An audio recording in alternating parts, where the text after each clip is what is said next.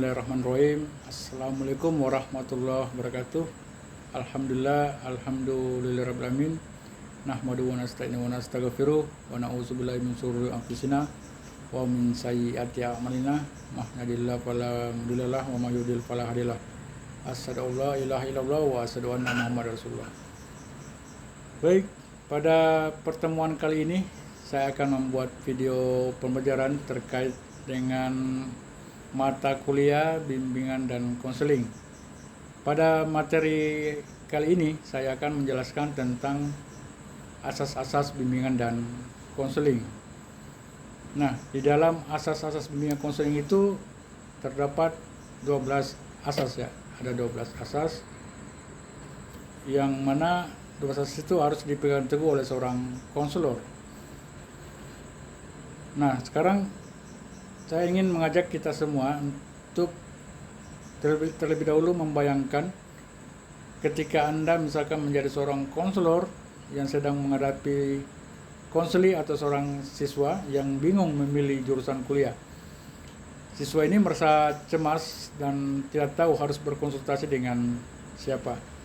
Nah, sebagai seorang konselor, bagaimana cara Anda misalkan menangani situasi tersebut? Nah, saya mengajak kita semua untuk sama-sama merenungkan, memikirkan bagaimana jika situasinya seperti itu.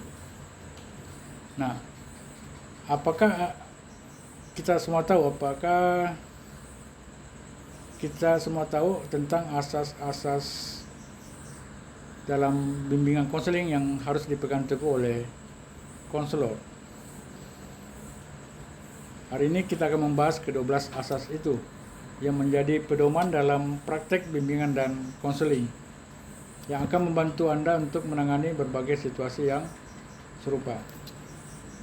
Asas yang pertama dan utama yaitu asas kerahasiaan.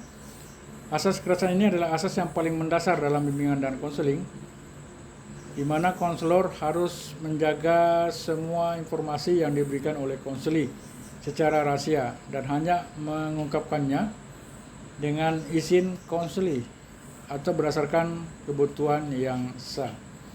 Contohnya, jika seorang siswa mengungkapkan masalah keluarga yang sensitif, maka kita selaku konselor itu wajib menjaga informasi tersebut agar tidak bocor ke pihak lain tanpa izin dari konseli. Asas yang kedua yaitu asas kesukarelaan. Asas ini dilakukan jika konseli melakukannya secara sukarela. Ya, mereka datang kepada kita konselor dengan niat untuk mendapatkan bantuan dan bukan karena paksaan. Contohnya, jika seorang siswa atau konseli datang ke kita, ke konselor, karena ingin mendapatkan nasihat mengenai pemilihan jurusan kuliah, bukan karena orang tua yang memaksanya datang ke kita, tapi karena keinginannya sendiri. Kemudian yang ketiga, asas keterbukaan. Asas keterbukaan ini mengacu pada kesiapan konseli untuk berbicara tentang masalahnya secara terbuka dengan konselor. Keterbukaan juga berarti konselor harus siap untuk mendengarkan tanpa menghakimi. Contoh, seorang konseli yang berbicara terbuka tentang kecemasannya mengenai masa depannya tanpa merasa takut dihakimi oleh konselor. Jadi kita harus bersikap terbuka menerima unek-unek dari konseli. Kemudian yang keempat, asas kegiatan. Asas kegiatan ini bukan hanya tentang berbicara, tetapi juga melibatkan aktivitas nyata dari konseli untuk mencapai perubahan. Aktivitas ini bisa berupa latihan keterampilan atau tugas-tugas tertentu. Contohnya, setelah sesi bimbingan, konseli diminta untuk melakukan aktivitas jurnal harian untuk mengatasi kecemasannya. Kemudian asas yang kelima, asas kemandirian, yaitu asas yang membantu konseli menjadi lebih mandiri. Konselor tidak boleh membuat keputusan sendiri, tetapi harus dari konseli agar bisa nantinya kemandirian itu tumbuh dalam diri konseli. Contohnya, Jika seorang siswa yang sebelumnya tergantung pada konselor dalam pengambilan keputusan, nanti pada akhirnya bisa membuat keputusan tentang karir sendiri setelah bimbingan berlanjut. Artinya pengambilan keputusan itu ada di tangan konseli. Konselor hanya memberikan pilihan-pilihan alternatif solusi. Yang keenam, asas kekinian. Asas ini mengutamakan tentang masalah yang dibahas dalam bimbingan, yaitu masalah yang sedang dihadapi oleh konseli pada saat ini, bukan masalah lalu, di masa lampau. Contohnya, siswa yang merasa tertekan dengan ujian yang akan datang, dan konselor membantunya mengelola kecemasan untuk ujian tersebut. Yang ketujuh, asas kedinamisan. Bimbingan itu harus bersifat dinamis, artinya harus sesuai dengan perkembangan dan perubahan kondisi konseli. Jadi setiap konseli memiliki kebutuhan yang berbeda-beda. Contohnya, konselor yang menyesuaikan teknik bimbingan untuk seorang siswa yang berkembang dari masa SMA menuju masa kuliah. Yang ke-8, asas keahlian. Seorang konselor harus memiliki keterampilan dan pengetahuan yang memadai agar dapat memberikan bimbingan yang efektif. Keahlian ini mencakup pengetahuan psikologi, etika, dan keterampilan komunikasi konseling.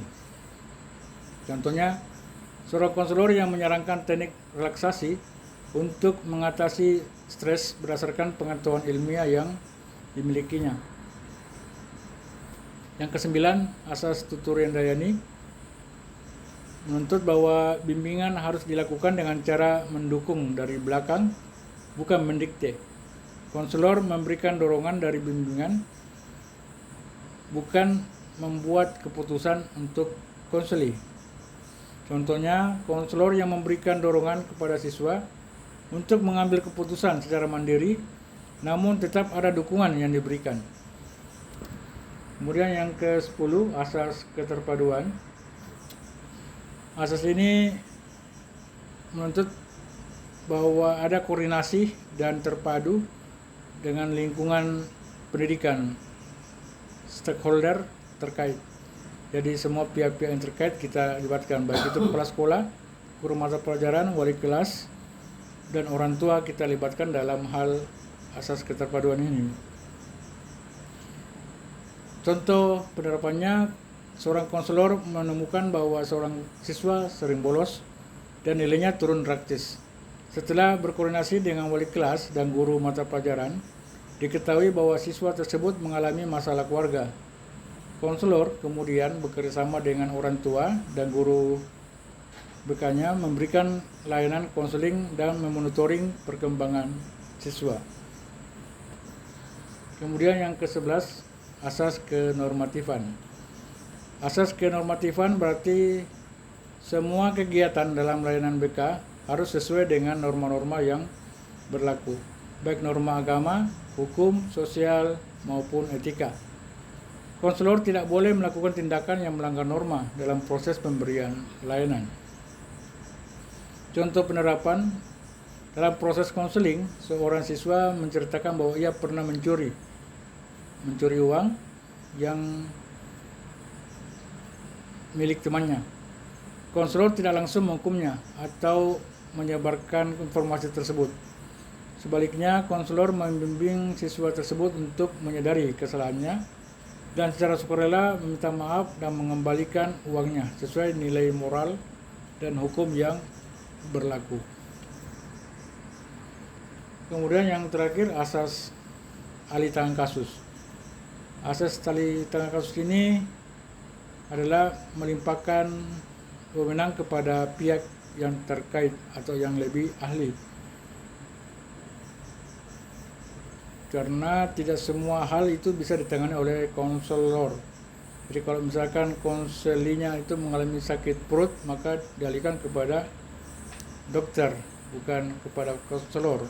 Kalau dia mengalami gangguan kejiwaan yang akut, itu ditangani oleh psikolog atau psikiater. Jika mengalami masalah menyangkut hukum, maka kita alihkan kasusnya ke pihak yang berwajib, ke pihak kepolisian.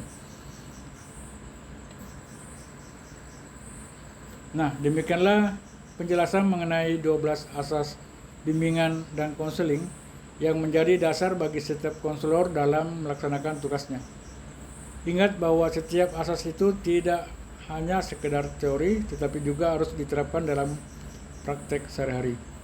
Semoga materi ini bermanfaat dan dapat memandu teman-teman dalam menjalani profesi sebagai seorang konselor yang profesional dan juga beretika, serta buat rekan-rekan mahasiswa yang kelak nantinya insya Allah jadi seorang konselor agar selalu memegang teguh asas-asas bimbingan dan konseling ini.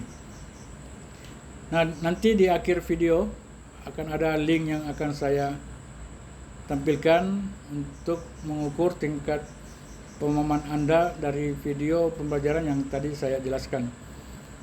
Terima kasih telah mengikuti pembelajaran ini. Sampai jumpa di video selanjutnya.